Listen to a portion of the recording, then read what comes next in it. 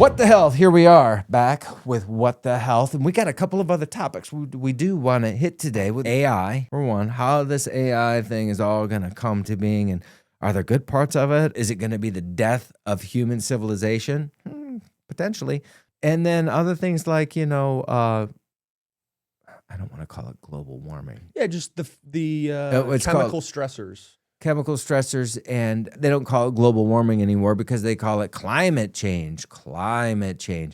Well, the climate change today, it's pretty cold compared to yesterday. It was like 67. So the climate's always changing, Jack. Sorry to say, it's always changing, and it ebbs and it flows, and it's up and it's down, and it's round and round. It's like a it's from Happy Gilmore. It's up and down. It's round and round. It's feel the flow. It's like a carousel. Never mind. Well, I got a great question to start that off. As it relates to climate change, in the past couple of weeks, we've seen a release of information about chemtrails and about the specific chemicals in chemtrails. And one of those chemicals was aluminum. Yeah. So that's a similar substance that was in vaccines for kids. Yeah. And now it's being sprayed on the entire population. Yeah. So I just want to get your opinion on some of those impacts on us as a society, and then the growing generation of kids that we just gotta decrease the toxic load, because it's horrific if we don't think of not only what we're injecting into our kids, what we're ingesting through our mouths, through the food, what we're putting on our skin, what we're putting in our teeth, fluoride, all this junk that's in our water. Oh my gosh, it is like poison. Well, I thought fluoride was good for our teeth. But it makes my teeth white. No. The fluoride that's in your water and that's in your toothpaste is a neurotoxin, and you read the box that says, if you swallow this, call poison control. Well, shoot, I thought it was good for me. So, fluoride's poison. Yeah, the naturally occurring fluoride that maybe comes from Earth, that might be in the water if it goes through a natural stream, fine. The poison that they use as an aluminum byproduct from making aluminum that they put in your toothpaste, and in child water, in infant water that's pink that has fluoride added to it. Do they still have that? Yeah. Morons. I think the dentists have turned away from actually giving that to kids all the time. They'll ask you. They used to just do it, and you had no authority over saying you don't want to do it. Fluoride's got nothing to do with here's what it has. If you want strong teeth, it's not fluoride that gives you strong teeth. Sure, there might be some anecdotal evidence that, having fluoride helps maybe that outer layer of your tooth to help be stronger. But there's 100 other better ways to do that. One is decreasing sugar and all of these other things that make your teeth soft. Having good dental hygiene actually is 10 times more than just brushing your teeth and flossing. It's the oral microbiome. It's the oral microbiome and what you're doing to feed your body and feed the oral microbiome. Because if you're toxifying it and putting all these sugars and other things that affect the pH balance of your mouth, then that's what causes cavities. Not how many times you necessarily brush your teeth. It's an inside-out phenomenon, not just an outside with your teeth brushing. And fluoride, just no fluoride. It lowers your IQ, but that's what they want. I mean, the more toxins that we have in our system, the lower, dumber, more controlled we become. And the sicker we become. And the more sick and scared you are, the more controllable you are. Do you think there's been an influx of toxins in the past 100 years? 100%. Yeah. All sorts, especially in the last, even 40, 50 years. Yeah. We've spoken about this. People were smoking inside doctors' offices and lead pencils, right? Smoking. I've learned so much about tobacco these days. Smoking. It's not the tobacco. Tobacco is not bad for you. Tobacco has been used by our ancestors. Nicotine has powerful health benefits. In fact, you have receptor sites, as we talked about on the last show, the last series. Show that we had was talking about receptor sites, right? With Bruce Lipton.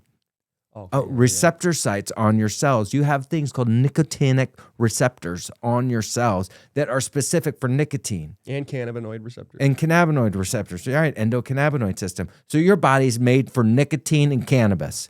What? What the hell are you talking about, Bobby? Right there. So it's not the tobacco or the nicotine that's bad for you. It's the delivery system. When you have all these other chemicals and toxins, again, mixed in with the tobacco that Big Tobacco put into the cigarettes back in the day, that's what gives you cancer. That's what gives you all these other problems and health, lung cancer and all the issues. When our forefathers were smoking tobacco ceremonially, there's reasons for that.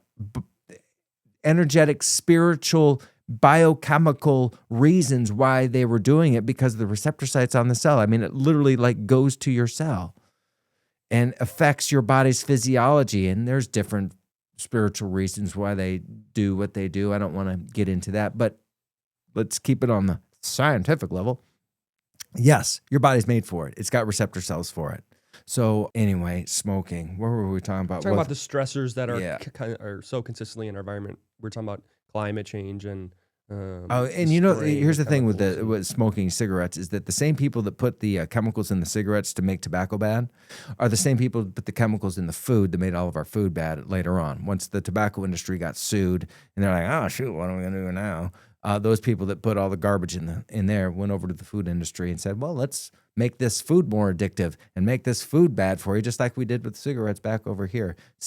Third verse, same as the first. But somebody watching this may be like, oh my gosh, now you're just talking about all these stressors. Is everything just bad? Is everything fake?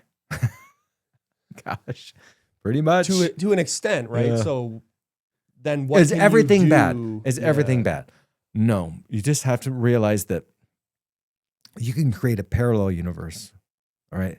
So all you have to do is just kind of strip away the toxic synthetic things of what our world is so inundated with now, and find its natural whole form underneath it.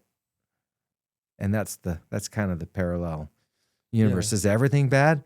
Pretty much. If it's mainstream, whatever. Mainstream food, commercial food, mainstream education, mainstream media, mainstream medicine, mainstream anything. It is 100% socially engineered for the masses to keep them in formation. I'm on board with you. It's just, what can a mom or family do to avoid these stressors on a daily basis that may already be inundated into this society? Get out. That's such a I know. Tough it's scary. It's scary. One step at a time. Yeah. One step at a time. Do what you can. One, turn off your television. Turn off your television. Turn off your television. And just mainstream media in general, your social media.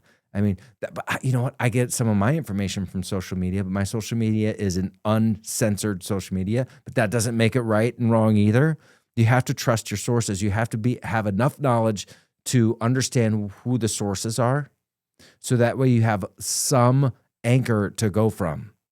Abstract question here. Would it be more beneficial to remove all of these social media and television and focus more on the information that has already been produced, say 50 to 60 years ago?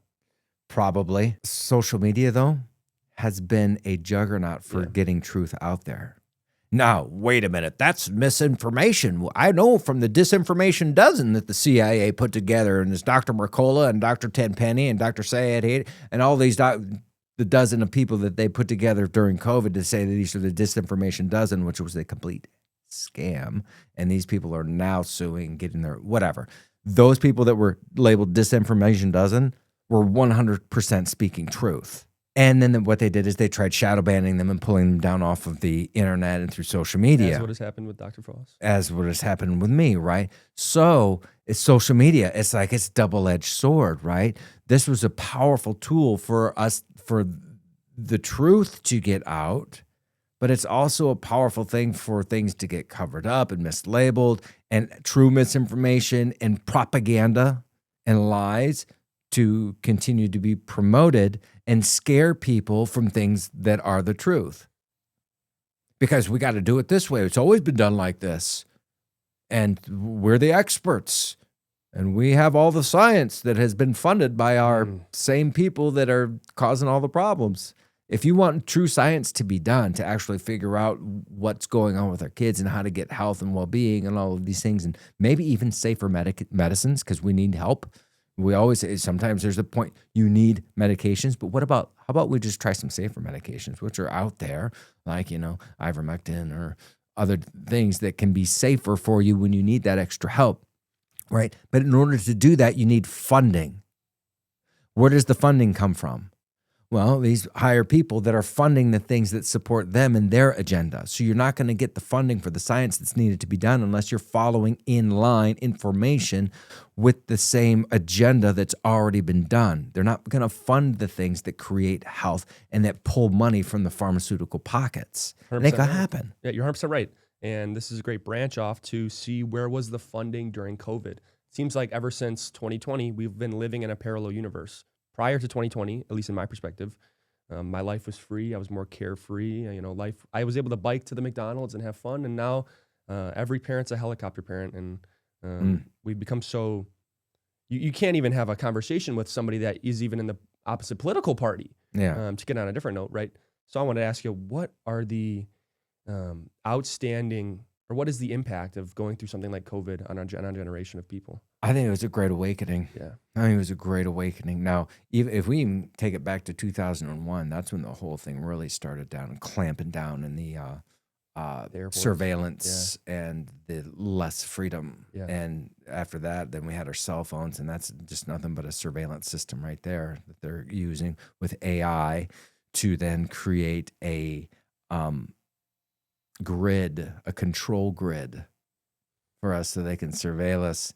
And then you couple that with digital ID or digital currencies that are attached to a social credit system through an AI-derived thing in the 15-minute cities where they know where you are, what you're spending, what you're saying on social media. If you don't say the right thing, you don't do the right thing, you go to the wrong place, they're going to affect your credit score, and that will affect how you're able to spend your money that's in your bank that they take from anyway before you even get your check, because they take out all the taxes for their corrupt systems. Surveillance, right? Yeah.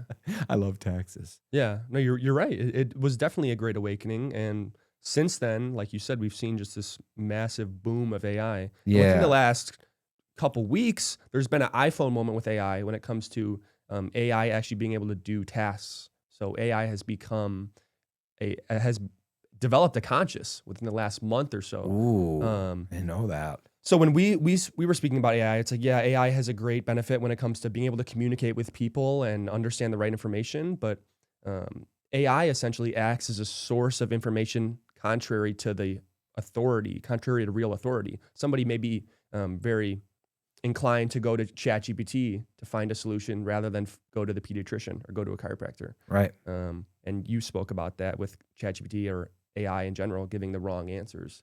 Yeah, your ChatGPT is only going to be able to give you it's only as good as the quality of questions you ask it. Which actually, I heard this a long time ago. The quality of your life is equal to that of the quality of questions you ask. Same thing. So if we ask just such surface level questions to AI all the time, right? You're going to get the mainstream answer. Yeah. And you're going to get garbage. You're going to get garbage. And then you have to, it's fun when you know something as a truth, but you ask AI what they think about a certain subject and it gives you the mainstream answer. And then you say, but what about this? And what about this? And so you kind of like bait it, right? And it's so funny to see the pre-programmed, socially engineered programming that goes into AI to give you canned responses that go along with the narrative of, our regular world. And so then you ask, well, I don't want that answer. Look at it from this perspective and give me this answer. And then it'll say, oh, well, it'll change its tune. So again, it's only as good as the questions you ask it. For instance, I know the AI gives me wrong answers all the time. I was driving around in my bus, my new bus that I got from the one that burnt down. So I asked the robot, I like to call him, AI, what? So I got this bus, right, and it got shipped up from Brazil, and it started blinking this red light, and it's very simple. It's an old technology bus, and I had just changed the oil in like a month and a half before. So when this light came on, it didn't even register with me. And I thought, I wonder what this light's about. And it says, I said, ChatGPT, I said, the left light, because there's two little lights. If that's coming on and kind of comes on and off and, kind of flickers, what does this mean? And it says, it's the battery. something with the battery, the charge with the battery wires. And I was like, oh, all right. So then I just keep driving it for weeks and thinking, all right, well, I'm going to eventually figure this out. And I kept on investigating. Then the engine blows on me, like completely like seizes. And I'm out on the road, right? And thank goodness I was only just like half mile away from my house out in Kesslinger, just in the Blackberry Creek area. I was like, And then I sat there for a minute and turned it back on, and I somehow crawled it back home. I'm like, I don't know what's up. And then, I got it sent to the place or whatever, and they said, yeah, you're completely out of oil. And I'm like, oh, that's dumb. How dumb of me. I was like, that's what the light was.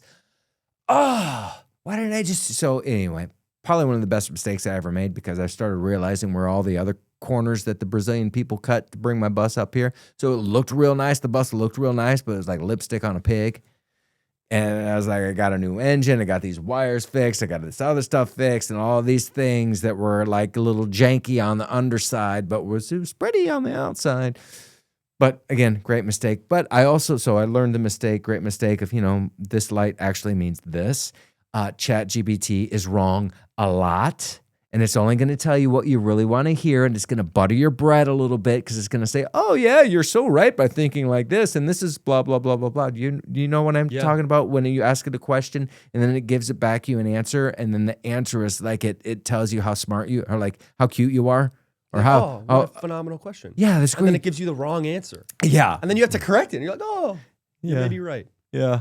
That's AI in a But it nutshell can give you some great answers too. And it can help you formulate your own thoughts a little better. And it can help you give responses to certain like, if I have this and this, how can I formulate a response that's like this? So it's as a just a word smithing system, it can really help you out. And again, it's only as good as the quality of answers that it gives you. And at the same time, it's going to give you mainstream answers. But you said something a second ago that was also kind of like, oof, it's learning from our answers and the questions that we give it. Yeah. So this is why it saves the data that you send it. And this is why there's been such an investment into AI data centers, is all the information that you put into it, it takes that information and is able to build a larger knowledge base that it sources from. Yeah. It builds and it grows. Yeah. And it grows and it grows. In a sole one person perspective, it's gaining more information about how you think.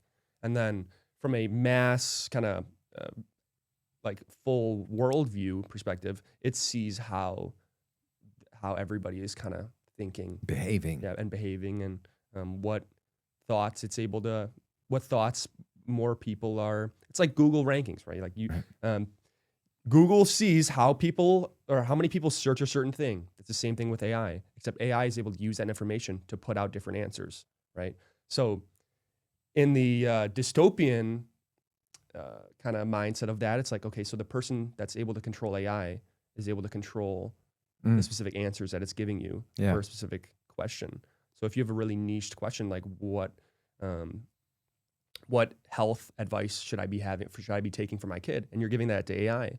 Somebody that's controlling AI is able to give you an answer that's curated for the mainstream. So the one of the points that I was going to say was, you don't want AI to push you into isolation, right? You still want to be able to seek the right answers from the right people. You don't want to always resort to AI and relay your entire mind to AI. Yeah. Then it gains the information about you, and it's able to give you the information that you want our warlords want. Yeah. You want collaboration with other human beings, because in that collaboration, and then maybe you can maybe use a little AI between, but it's a tool, it's a spice. Yeah.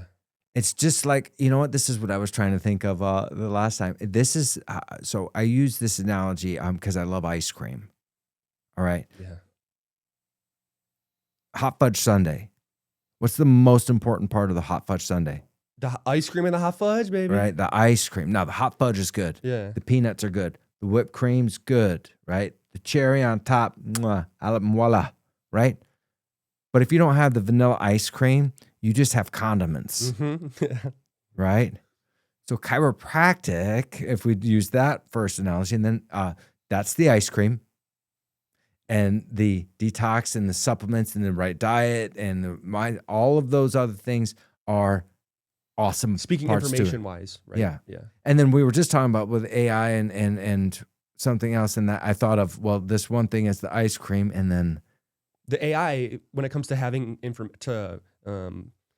kind of taking your information and organizing it, is the cherry on top, right? Yeah. When it comes to that specific scenario you're talking about, the learning about chiropractic and learning about it directly from, it's experience. yeah, Experience is the ice cream for information and knowledge. It's the experience. You got to get out there and you got to experience it yourself, because that's the only time where you can be like, oh, now I know. Yeah. It's not something I read. It's not something that I saw on TikTok. It's something that I experienced for myself. And then you gain the knowledge. And then you use these other things as tools, to help you gain more experiences. Yeah. Yeah. You don't want to outsource that directly to something else. Yeah. Where it can take the question you gave it and give you a answer that you would not think of. In the sense of a mainstream answer. That makes sense. And AI, I was at a conference and they were talking about how AI is going to really it can end up taking over everything. Every service. Yeah, well, every service can be, and then as chiropractors, we're like, no, they can't take away our adjustment, because the adjustment's the adjustment. And then I was like, and the guy that was there is somebody that I respect, this Guy Reekman. He was the old president of Palmer. He's like, no, they can take that too.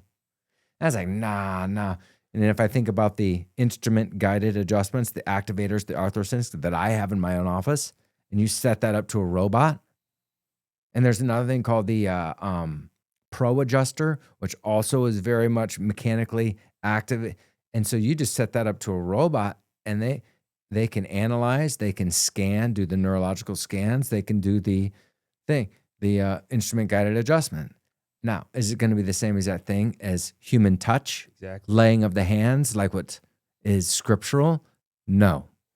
They will never be able to do that. But you know what? Somebody that wants that's out bargain shopping and saying, I can go out here and get this AI AI generated and chiropractic plan for half as much and get, I don't know how good of results. I don't know how compared and contrast that would be. Yeah, what that would look like. Yeah. But yeah. What's the first word of AI? Artificial. Artificial, right? So as much as we think it can replace humans, it cannot replace the human mind and the human consciousness and the living being that we are. But what if they start then splicing some of our living being genetics? Because as I said before, genetics aren't everything, but they make a blueprint and they make the next cell. And if they start messing with our genes, which is one of God's greatest creations ever, and they start using CRISPR technology and throwing in gene editing things like they did with mRNA shots, which are 100% experimental gene editing devices. Yeah. But nobody would have lined up to roll up their sleeves if they would have called them an experimental gene editing therapy. What does it look like if AI gets their hands on something like that? So now you have AI that is able to then take all of these genetics from 23andMe and put together all of these things, and then they start using genes and genetically modifying people with these shots, which doesn't, that sounds, oh, that's wacky. That's what they did in 2021, y'all. Yeah.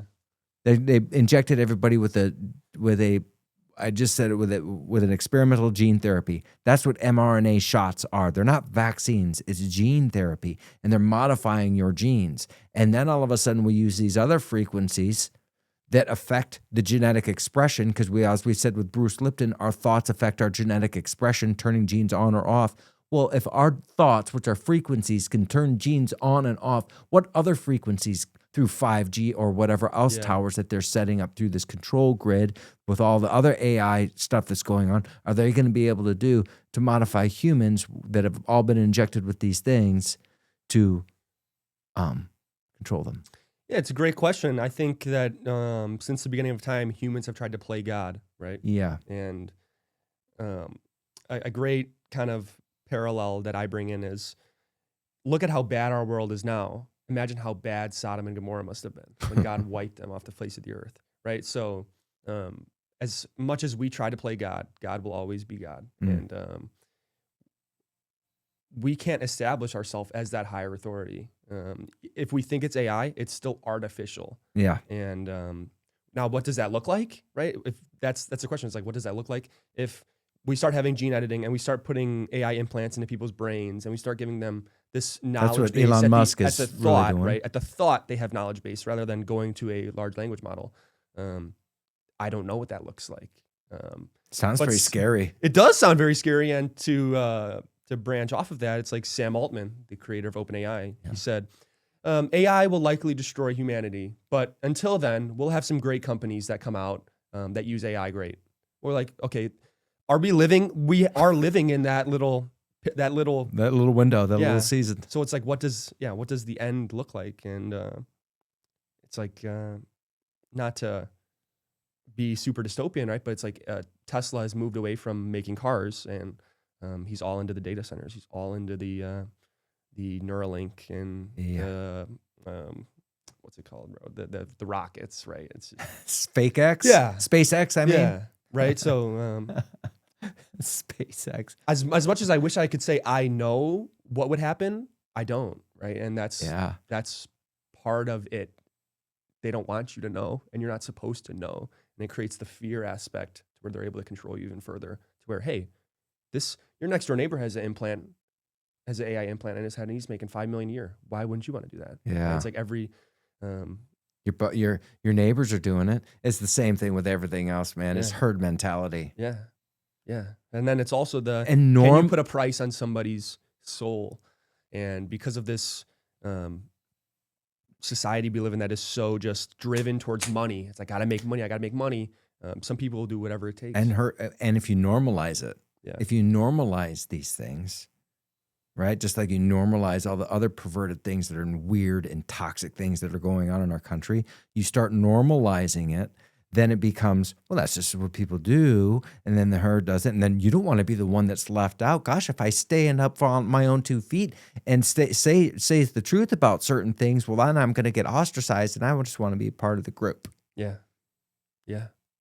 Absolutely right. You're absolutely right. And I don't have a problem really standing up and speaking my truth, Jack. 100%, but it's like the beginning of computers, or the beginning of technology as a whole. It's like, that's AI in this sense, right? Yeah. And if you're able to captivate a society at large in such a incredible way with, hey, you have AI in the touch of your brain, right? Right. How crazy do you look as the person that doesn't do it, right? Yeah. Yeah, that's a slippery slope too, right? Because I use AI. I do. Should I not use it at all? Is there ways that you can use it in a mindful way, in a good way, or is it in that window? Yeah, what's that? We're living in that window of these great companies. And is that a justification for something? Like, should you use it at all? And me saying that I'm trying to use it like smart, is that just me justifying being like, well, I don't know. You know how we always find justifications for what it is that we do? Well, it's just one donut. Yeah, I just like donuts. Justifying the outsourcing of using my brain, right? It's like, in a biblical sense, it's like when you read the Bible, God says that we read the Bible, and the Holy Spirit teaches us as we read it, right? And now with this growth of AI, the younger generation is only so quick to go to AI to find the answers. Yeah. But convenience. Yeah, right. So we're supposed to find that through the time commitment and through the desire of intimacy. And the thing that they can also alter with all of this is through the digital world, because they can alter the old books. I'm sure they could have altered them before, but in the digital world, and you start getting all of your books digitally now, they can completely alter that from the original format from where it was, originally stated. Yeah, and we touched on this too. Is we live in this information age. It's just such a constant influx of information at any given moment. We're being in formation with the things that we're seeing and the things that we're sending into AI. Right? It's like I said earlier, would it be much more beneficial to just put away all these things and focus on the information that we've had in the past that came from the human consciousness, that came from the power that God's given us already? When we outsource our information and our power, we're giving it away. We have to realize, if we can just realize that we have got all the answers within us. We've got it within us. The power is within us. Sometimes we need a little extra help to help us guide us, right? From maybe another person or whatever. But truly, the most powerful force in the universe flows through you and me within. I think Christ said it best by the kingdom of heaven is within us. So if we can tap into that power, into that knowledge, into that source,